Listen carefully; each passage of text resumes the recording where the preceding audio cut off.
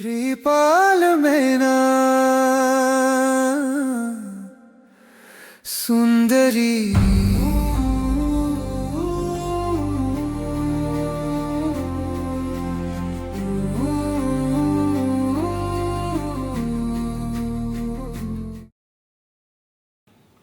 तो 3 करण जरूरी है और तीसरा करण आपको मिलता है मैत्री से। तीसरे करण के सहयोग के रास्ते बंद होते दुश्मनी के कारण से। जब भी कोई मुझे आकर के कहता है कि मुझे घर में सहयोग नहीं मिलता है, मैं अंडरस्टैंड कर लेता हूं कि रिश्ता घर में दोस्ती का नहीं है। जब भी कोई समाज में काम करते हुए कहता मैं सब लोग सहयोग नहीं करें, मैं समझ जानता हूं कि इसके लोगों के साथ रिश्ते दोस्ती के नहीं है। दोस्ती का रिश्ता हो और सहयोगी नहीं मिले, ऐसा हो सकता है? इसलिए मैना सुंदरी की इस कथानक का सबसे सीक्रेट जो है, आपने सुदर्शन सेठ की भी कहानी सुनी हुई है। क्या सुदर्शन के मन में अभया रानी को लेकर के कोई शिकायत का भाव, कोई कंप्लेंट, कोई तकरार? क्या सुदर्शन सेठ कह नहीं सकता था कि राजन अन्याय हो रहा है, ये सारा करतूत, सारा खेल, सारा षड्यंत्र अभया रानी का है? लेकिन सुदर्शन सेठ नहीं बोलता है। क्यों नहीं बोलता है?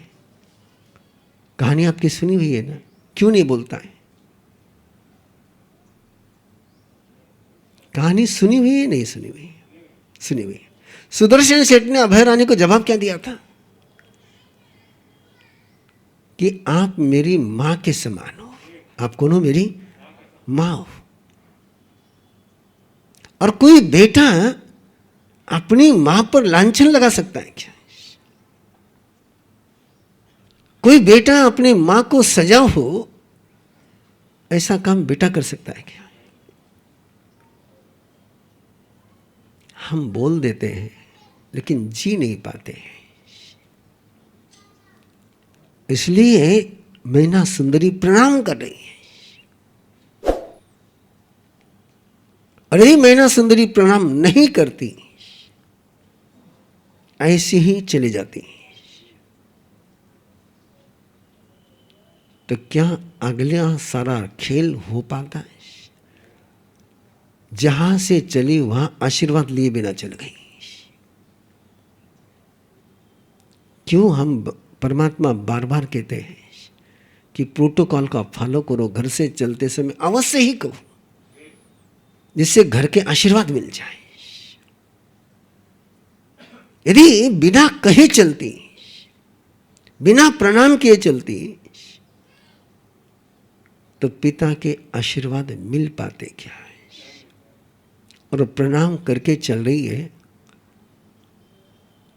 तो जिस पिता ने कुष्ठ रोगी के साथ शादी कराई, जिसने बेटी की परीक्षा लेने की ठानी, वो अंतर्मन से तो एक ही आशीर्वाद देगा ना कि बेटिया मेरी परीक्षा में पास हो जाना है। आशीर्वाद क्या देगा वो? भीष्म पितामह ने पांडवों को आशीर्वाद क्या दिया? विजयी भव। ये तभी मिल सकता है जब तुम्हारे अंदर में विनय का मंत्र जीवंत हो जाए।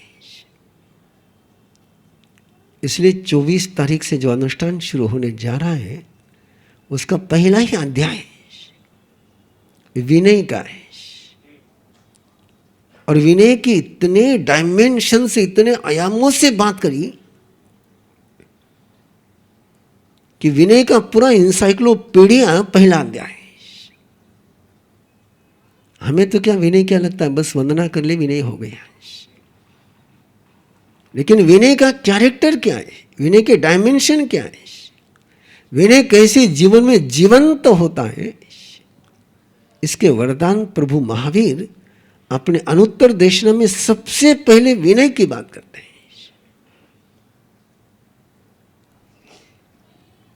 इसलिए कहा कि विनय ये संपत्ति का सूत्र है और अविनय यह विपत्ति का राज है। इसलिए मैना सुंदरी चलते समय प्रणाम करती है, और बंधुओं प्रणाम करने वाले पर कोई हमला नहीं कर सकता है। प्रणाम किसी को प्रहार करने की परमिशन देता ही नहीं है। यह भारतीय संस्कृति है। ये प्रणाम वाले को केवल आशीर्वाद ही दे सकता है, चाहे दुश्मन आकर के प्रणाम करे, आशीर्वाद देना ही होगा। ये डीएनए में हमारे। हम प्रणाम करने वाले पर प्रहार नहीं करते, और प्रणाम मैना सुंदरी ने प्रणाम किया, पिता का आशीर्वाद लिया है। और सबसे ज्यादा ताकत किसी के आशीर्वाद में है। दुश्मन तुमको आशीर्वाद दे दे तो उसका आशीर्वाद कभी खाली जा ही नहीं सकता है। दुश्मन आशीर्वाद देते। विश्व पितामह कौन है? किसकी ओर से है? यस, तुम्हें विरोध करने वाला तुम्हें आशीर्वाद दे,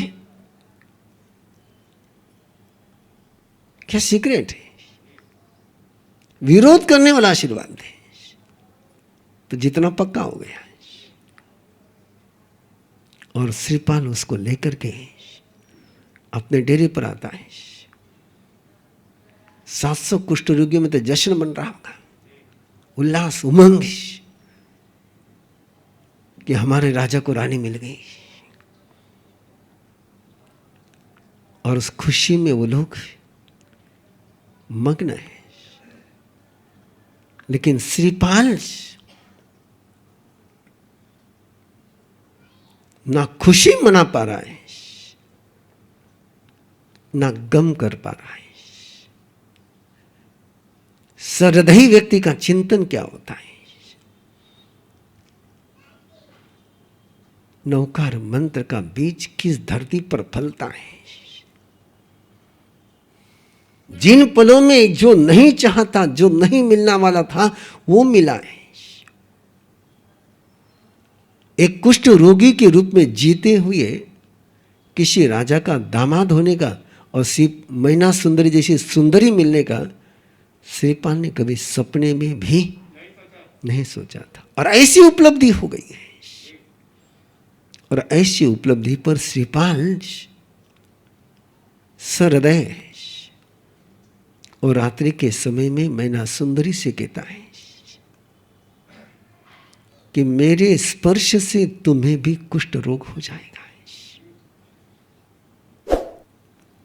तुम्हारे पिता ने भले मेरे साथ शादी कर दी हो, लेकिन मैं तुम्हारे लायक नहीं हूं,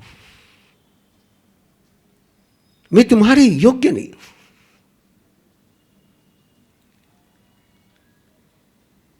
मैं तुमसे आग्रह कर रहा हूं, मैं तुम्हें कह रहा हूं, तुम मुझे छोड़ो और तुम्हारे योग्य किसी राजकुमार के साथ तुम अपना जीवन बिताओ। क्या श्रीपाल की सहृदयता है।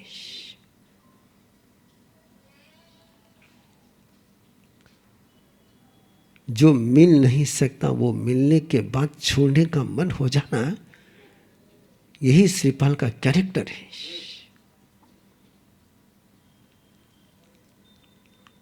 जो पाया उसको छोड़ने की तैयारी। सोष्याति उत्सर्गो दानम, जो स्वयं का है उसका उत्सर्ग कर देना, उसका त्याग कर देना, इसको दान कहते हैं। और दान, श्रेष्ठतम का दान करोगे तो श्रेष्ठतम मिलेगा। बच्चे खुचे का दान करोगे तो बच्चा खुचा मिलेगा। और श्रीपाल के पास उसमें श्रेष्ठतम क्या है और उसको छोड़ने की तैयारी। और जब ये शब्द मैना सुंदरी सुनती है, उसके मन में तो कोई विचार है ही नहीं, नो ऑप्शन। और पिता के जुलूम के बीच जिसके आंखों में आंसू नहीं आए, संकटों की वेला में जिसके आंखों में आंसू नहीं आए, मां छोड़ करके चले गई, आंखों में आंसू नहीं आए, और अपने नाथ के, अपने कंत के, अपने पति के मुंह से शब्द जब सुने तो मैना सुंदरी के आंखों से आंसुओं की धार बहने लगी। ये धार धर्म ध्यान की है, ये आंसू धर्म ध्यान के। हर आंसू अर्थ ध्यान का नहीं होता है, हर आंसू रोदो ध्यान का नहीं होता है, ये आंसू धर्म ध्यान का है।